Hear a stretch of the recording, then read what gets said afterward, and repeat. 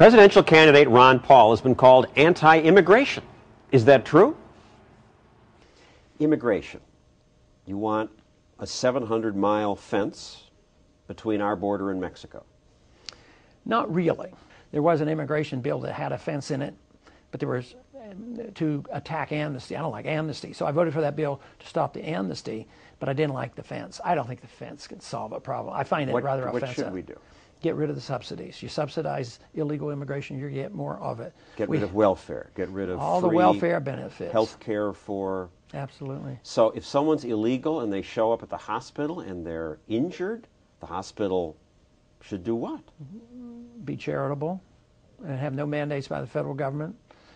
Catholics want to take care of their offering to help a lot of these people. We want to punish them in some of these, reform bills. I'm not for that.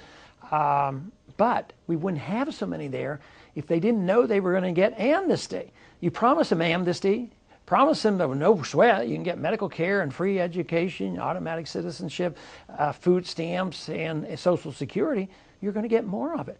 But I want a free and healthy, thriving economy, and I think we could be much more generous with our immigration. We don't need illegal immigration. We don't need to reward people who get in front of the line. I want people. But the legal line should be more generous. I do. I really think we would be. I think it would be a non-issue. Today it's a big issue because people are hurting. They can't keep up with paying their bills. When they see people in the line using food stamps, they'll be in the emergency rooms, they'll demand bilingual education in the schools, and the costs are going up, school taxes go up. Get rid of all those programs. Everyone. I would. I think get rid of the incentives and work toward a real solution, which means that you do it legally and you have a healthy economy. And we would have probably a lot of people coming back and forth working in this country. There was a time when we had just workers coming back and forth. That was when they didn't expect to get easy amnesty. And you want to get rid of the birthright law that says that an illegal immigrant who gives birth in America, the child is a U.S. citizen.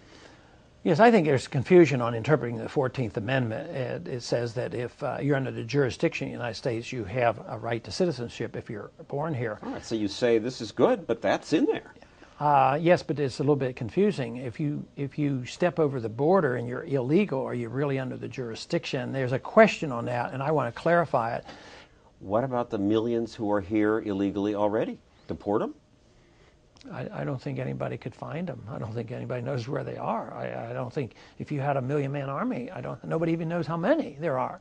But if they come for welfare benefits and you know they're illegal, yes, deny them the benefits, and if they commit a crime, send them home when you know they're there. Today, in many cities, you're not even allowed to ask them their immigrant status. It might be on the form. Policemen told me, don't ask that question. They're told they can't ask that question to find out if they're illegal. And they've been breaking the law, they're arrested. But it's politically incorrect to ask a person their immigrant status because that would say, well, if you're breaking the law, maybe you ought to go home.